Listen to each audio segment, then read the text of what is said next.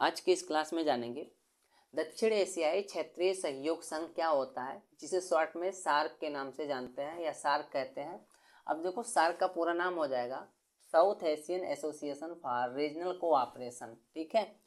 अब सार्क क्या होता है या क्यों स्थापित किया गया, तो सार्क जो है दक्षिण एशियाई जितने भी देश हैं, ठीक है, उनका क्षेत्रीय सहयोग करने के लिए देशों का क्या है, एक आर्थिक जो है संघ होता है।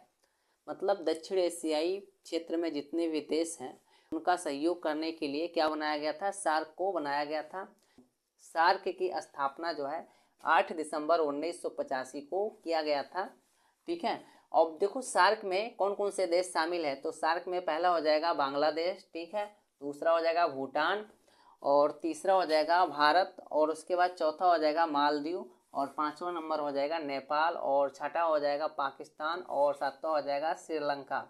ये 7 देश जो है प्रारंभ से शामिल हैं। मतलब जब 8 दिसंबर 1985 को सार्क की स्थापना हुई थी तो उस समय जो है ये केवल 7 देश जो है इसमें शामिल थे, इसमें बांग्लादेश, भूटान, भारत, मालदीव, नेपाल और पाकिस्तान और श्रीलंका शामिल थे उस समय।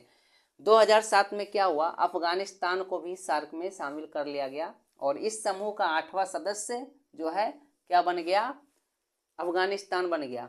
संघ का मुख्य लक्ष्य क्या था कि सदस्य और राज्यों में, जो भी इसके सदस्य हैं और उनके राज्यों में आर्थिक, ठीक है, और सामाजिक विकास की प्रक्रिया में, और जो वहाँ का समाज है उसमें भी विकास किया जाए। ठीक है। विज्ञान और प्रौद्योगिकी के क्षेत्र में विकास किया जाए, कृषि के क्षेत्र में विकास करना, और जो है और ग्रामीण विकास, मतलब गांव क्षेत्रों में भी विकास किया जाए, ये इसका उद्देश्य था या मुख्य जो है एम था। उसके बाद दूर संचार क्षेत्रों में भी विकास करना था, डाक सेवाओं को भी विकसित करना था, ठीक है, आदि के सहयोग क्षेत्रों में संयुक्त कार्रवाई के माध्यम से तेजी लाना है। ठीक है। इन सभी के क्षेत्रों में क्या करना, अच्छे से या बेहतर तरीके से परिवर्तन किया जाए और इसको अच्छे तरीके से लागू किया जाए, इसलिए क्या बनाया गया था, सार्क बनाया गया था। ठीक है। और ये भी याद रखो, सार्क का जो मुख्यालय है या हेड ऑफिस है वो काठमांडू नेपाल में स्थित है। ठीक। दक्षिण एशियाई क्षेत्रीय सहयोग संघ के उद्देश्य, ठीक है। अब दक्षिण एशियाई क्षेत्रीय सहयोग को शॉर्ट में हम क्या बोलते हैं, सार्क के नाम से जानते हैं। अब सार्क के क्या उद्देश्य हैं, तो सार्क के जो है निम्नलिखित उद्देश्य हो जाएंगे। पहला हो जाएगा दक्षिण एशिया के लोगों के कल्याण को बढ़ावा देना और उनके जीवन की गुणवत्ता में सुधार करना है। ठीक है। मतलब दक्षिण एशिया में रहने वाले जितने भी लोग हैं, ठीक है, उनके जीवन की स्तर में या जो जीवन शैली वहाँ की है उसमें सुधार करना और उनके लिए कल्याणकारी योजनाएं बनाना, ठीक है, इसका उद्देश्य था। दूसरा हो जाएगा क्षेत्र में आर्थिक विकास, सामाजिक प्रगति और सांस्कृतिक विकास में तेजी लाने के लिए सार्क की स्थापना की गई थी। ठीक है।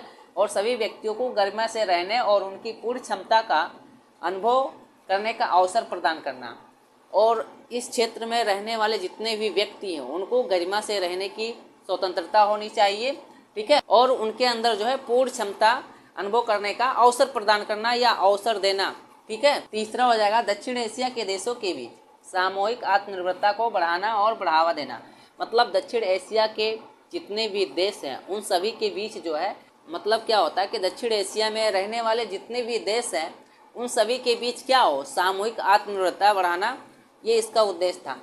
चौथा उद्देश्य हो जाएगा आपसी विश्वास, समझ और एक दूसरे की समस्याओं की सराहना करने के लिए योगदान करना। मतलब और जितने भी दक्षिण एशिया या सार्क में शामिल देश हैं उनके प्रति क्या हो, सभी के प्रति आत्मविश्वास हो, ठीक है, और उन सभी की बातों को समझने की क्षमता हो और एक दूसरे की जो भी समस्या हो साथ मिलकर क्या करें, उसको हल करें, इसका उद्देश्य था। पांचवा उद्देश्य हो जाएगा आर्थिक और सामाजिक, सांस्कृतिक, तकनीकी और वैज्ञानिक क्षेत्रों में सक्रिय सहयोग और आपसी सहयोग को बढ़ावा देना।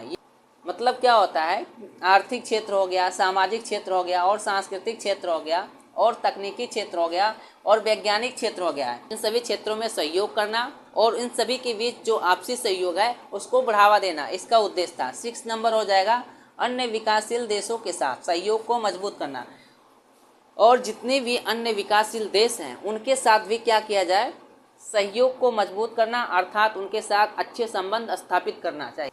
7 नंबर उद्देश्य हो जाएगा आम हितों के मामलों पर अंतर्राष्ट्रीय मंचों में स्वयं के बीच सहयोग को मजबूत करना।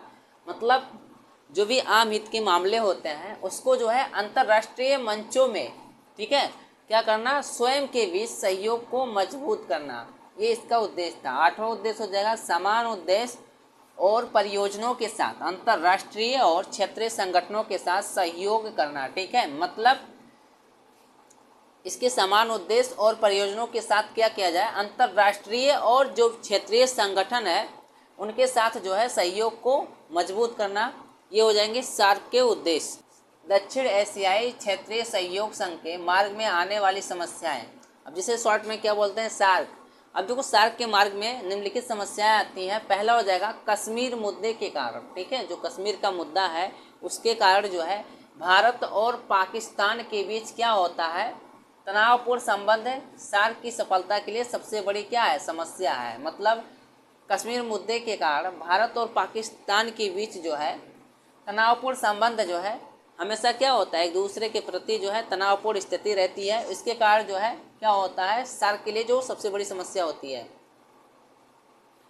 दूसरा हो जाएगा द्विपक्षीय विवादों को सुलझाने के लिए पाकिस्तान की बहुपक्षीय मंचों पर अपनी निर्भरता, क्षेत्रीय एकीकरण और सार्क के समुचित कार्य के लिए ये क्या है, एक बाधा होता है। मतलब क्या होता है कि द्विपक्षीय जो भी विवाद होते हैं उसको सुलझाने के लिए पाकिस्तान की जो है बहुपक्षीय मंचों पर अपनी निर्भरता, मतलब उसकी जो निर्भरता है वो क्षेत्रीय एकीकरण और सार्क के समुचित कार्य के लिए क्या होती है, एक बाधा होती है।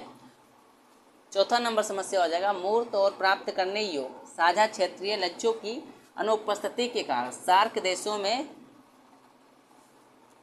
बाधाएं दूर करने और मिलकर काम करने के लिए प्रोत्साहन का अभी भी क्या है, अभाव है। मतलब जो मूर्त और प्राप्त करने योग्य साझा क्षेत्र होता है उसके लक्ष्यों की अनुपस्थिति के कारण जो है सार्क देशों में, ठीक है, सार्क के अंतर्गत जो देश आते हैं उसमें जो है बाधाओं को दूर करने और मिलकर काम करने के लिए प्रोत्साहन का क्या है, अभी भी अभाव होता है। 5 नंबर समस्या हो जाएगा इस क्षेत्र में नदियों के पानी वितरण और जो उसका प्रबंधन होता है उस पर क्या है, विवाद है अभी भी। हाल के दिनों में जो है भारत और पाकिस्तान के बीच जो सिंधु जल संधि थी, भारत और पाकिस्तान के बीच, उन दोनों के बीच क्या हुआ, तनावपूर्ण स्थिति पैदा हो गया।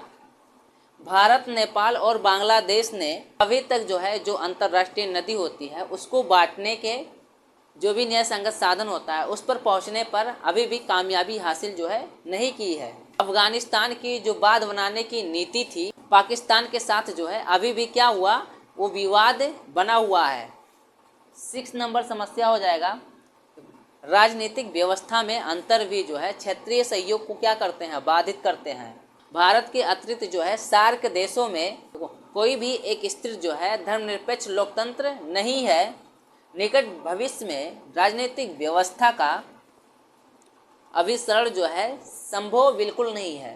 सभी छोटे सार्क देशों के अधिकांश लोग जो है यह मानते हैं कि भारत जो है उनकी घरेलू राजनीति में हस्तक्षेप करता है, जो ऐसा नहीं है, ठीक है।